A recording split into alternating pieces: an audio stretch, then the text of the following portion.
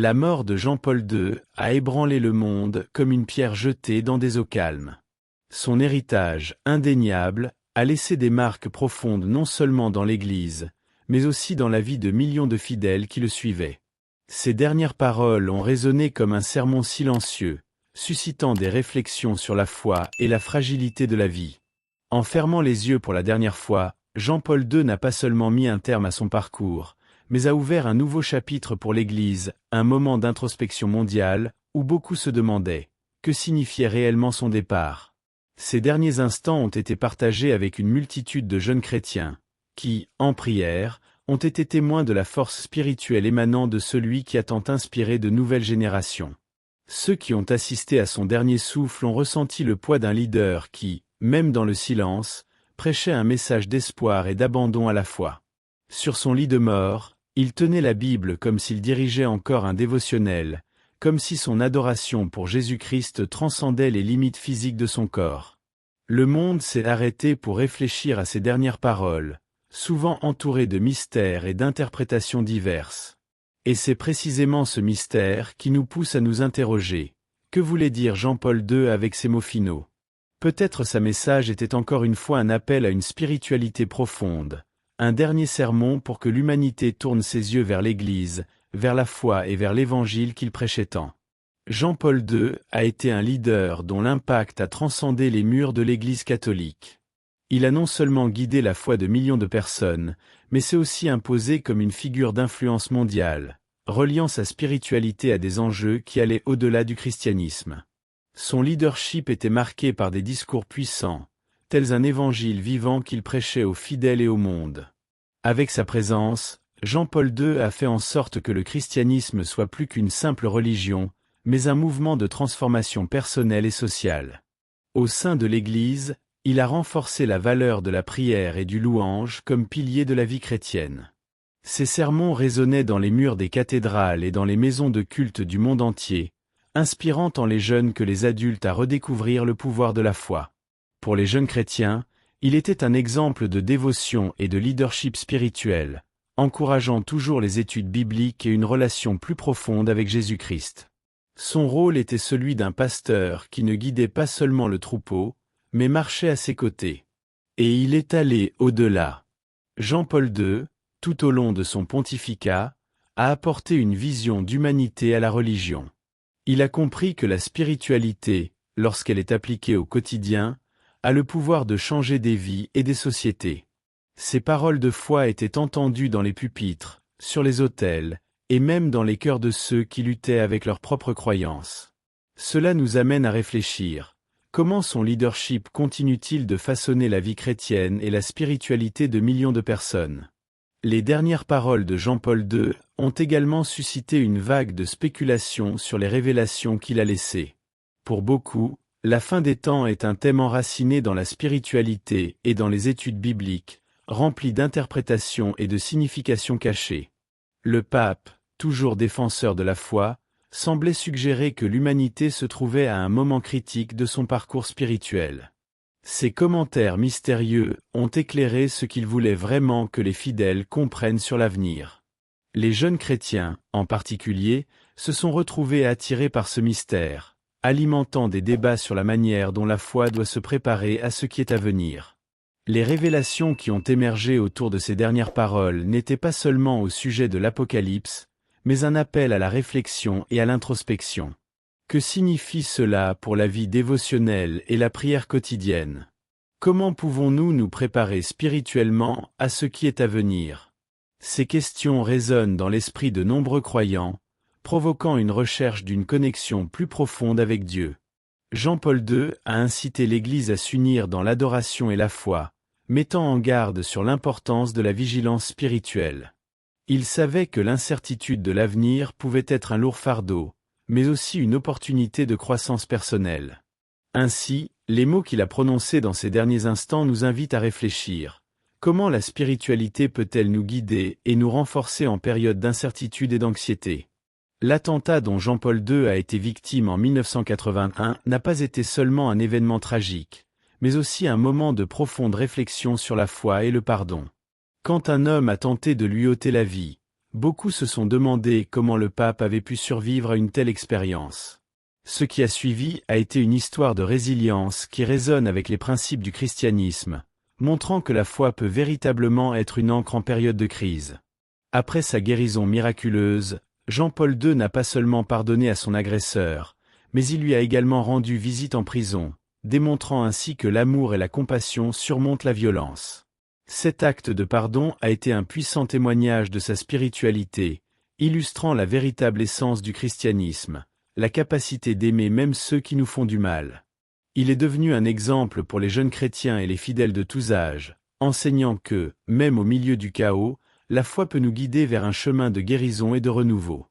La prière et la méditation sont devenus des outils essentiels pour lui, un appel à ce que d'autres trouvent également la paix dans leur vie, même face à l'adversité. De plus, son expérience a résonné chez de nombreuses personnes qui luttent avec des batailles personnelles. Sa façon de transformer sa douleur en témoignage de foi inspire ceux qui cherchent des forces dans les moments difficiles. Comme le disait le pape, n'aie pas peur de pardonner et d'ouvrir ton cœur à la foi, car en fin de compte, c'est cette spiritualité qui nous aide à surmonter les épreuves de la vie. Cela soulève une question intrigante. Jusqu'où la foi peut-elle nous mener dans notre parcours de pardon et de renouveau? L'histoire de vie de Jean-Paul II est un témoignage inspirant de foi et de persévérance. Né Karol Wojtyła dans une Pologne marquée par la guerre, son enfance a été remplie de défis. Très tôt, il a connu la douleur de la perte, mais aussi la force de la spiritualité. La Bible a toujours fait partie de sa formation, façonnant non seulement ses croyances, mais aussi son caractère. Cette éducation robuste n'a pas été seulement académique. C'était une immersion dans des valeurs chrétiennes qui l'ont préparé à devenir un leader de l'Église catholique. Son parcours a été marqué par un profond engagement envers l'éducation et l'étude.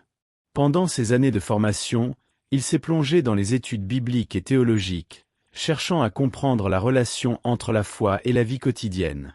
Cette quête incessante de connaissances ne l'a pas seulement équipé de la sagesse nécessaire pour guider l'Église, mais elle l'a également connecté avec de jeunes chrétiens en quête de réponses dans un monde confus. Il a toujours souligné l'importance de cultiver une vie dévotionnelle active, invitant chacun à ne pas seulement lire la Bible, mais à la vivre dans ses actions quotidiennes. La vie de Jean-Paul II nous rappelle que, quelles que soient les adversités que nous rencontrons, la foi peut nous guider et nous fortifier. Pour ceux qui cherchent à comprendre davantage sa spiritualité, il est précieux d'explorer les biographies qui racontent sa vie et ses enseignements, comme Franchir le seuil de l'espérance. À travers son parcours, il est devenu non seulement un pape, mais aussi un symbole d'espoir et de persévérance. Ainsi, sa formation nous pousse à réfléchir. Comment nos expériences façonnent-elles notre foi et nous préparent-elles aux défis que la vie nous impose? La participation de Jean-Paul II au Concile Vatican II a été un moment clé dans l'histoire de l'Église catholique, reflétant sa vision progressiste et son ouverture au dialogue.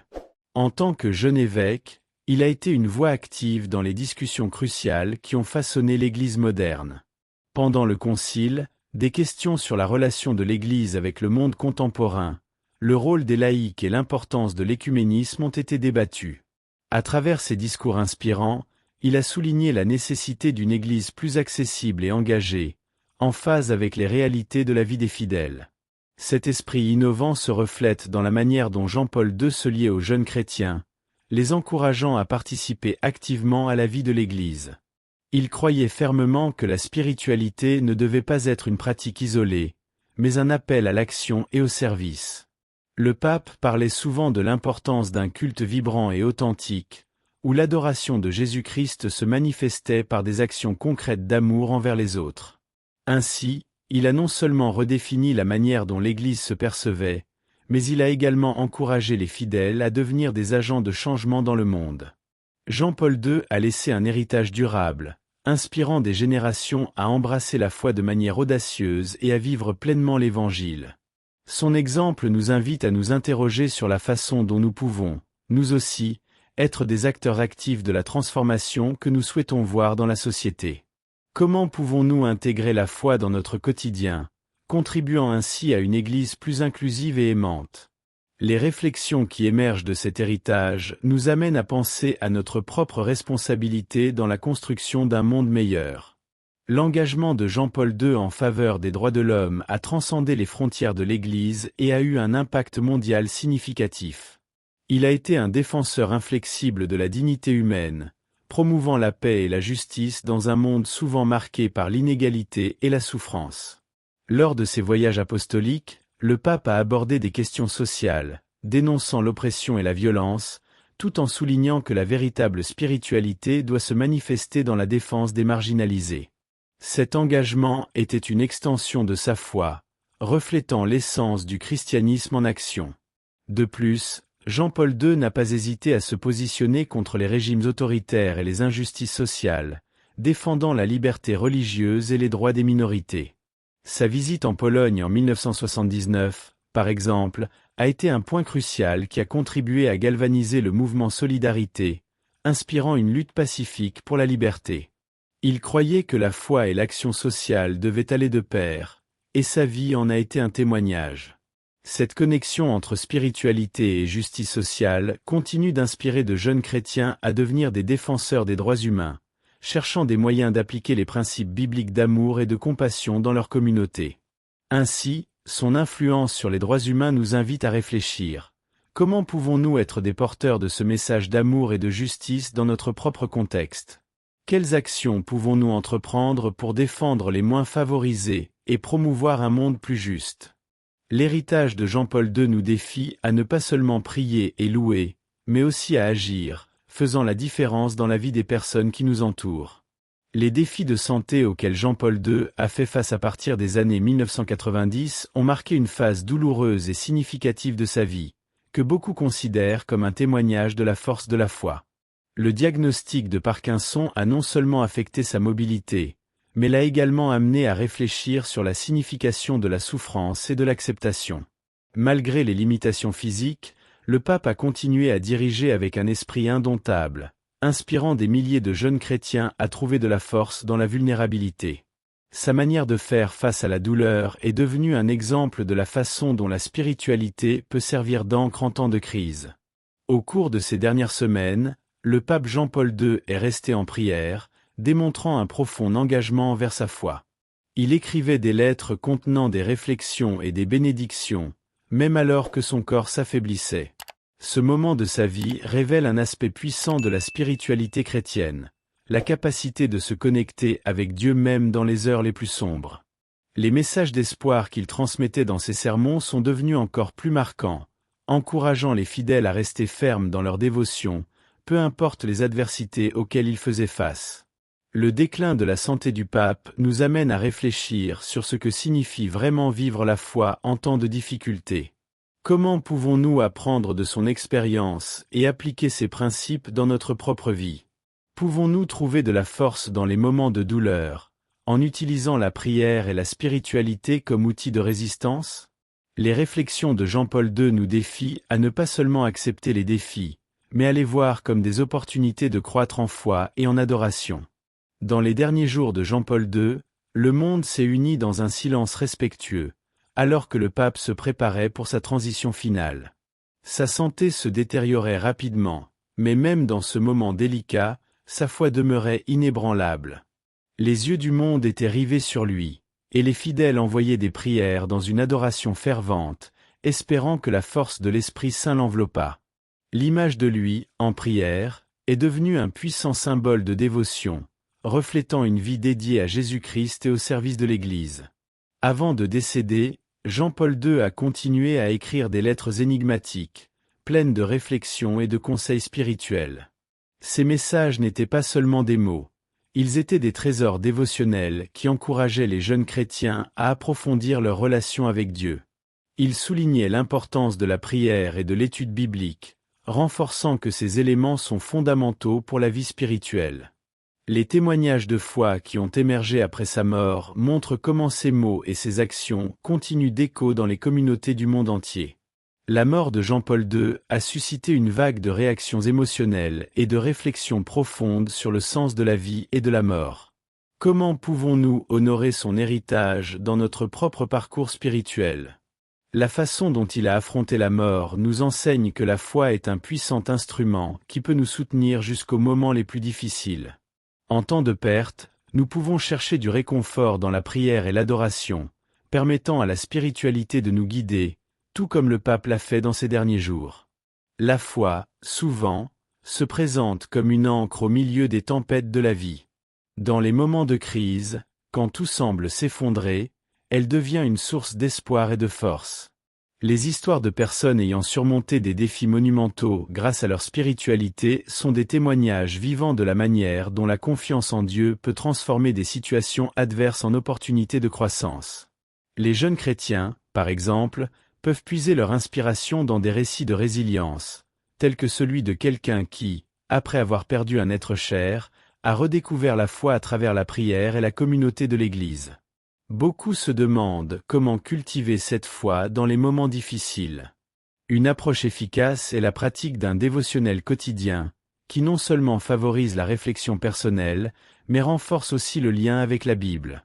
Au lieu de se laisser abattre par le désespoir, la prière devient un moment sacré, où chaque mot prononcé apporte un soulagement émotionnel et spirituel. Tenir un journal de prière, en notant ses préoccupations et ses gratitudes, peut être une excellente manière de voir la main de Dieu à l'œuvre dans sa vie, aidant à transformer les crises en occasion de développer une relation plus profonde avec Jésus-Christ. L'expérience de foi de chacun peut être un puissant témoignage pour les autres. En partageant vos histoires lors de cultes ou de groupes de jeunes, vous inspirez non seulement les autres, mais vous renforcez aussi votre propre croyance. Quel pas êtes-vous prêt à franchir pour solidifier votre foi en temps de crise ? Le chemin de la foi est rempli de défis, mais c'est aussi un terrain fertile pour la croissance spirituelle et les transformations personnelles. Carlo Acuti, un jeune chrétien, a laissé une empreinte indélébile dans la culture numérique, prouvant que la technologie peut être un allié puissant dans la diffusion de la foi. Il a utilisé Internet non seulement comme moyen de communication, mais comme un outil d'évangélisation. Son site web, qui cataloguait des miracles eucharistiques à travers le monde, est un exemple éclatant de la manière dont la spiritualité peut s'entrelacer avec la modernité. Avec une approche innovante, Carlo a inspiré les jeunes à voir la foi non pas comme quelque chose de démodé, mais comme une force vibrante à vivre de manière contemporaine. L'impact culturel que Carlo a eu est significatif, notamment pour les jeunes chrétiens qui cherchent un équilibre entre la vie numérique et la spiritualité.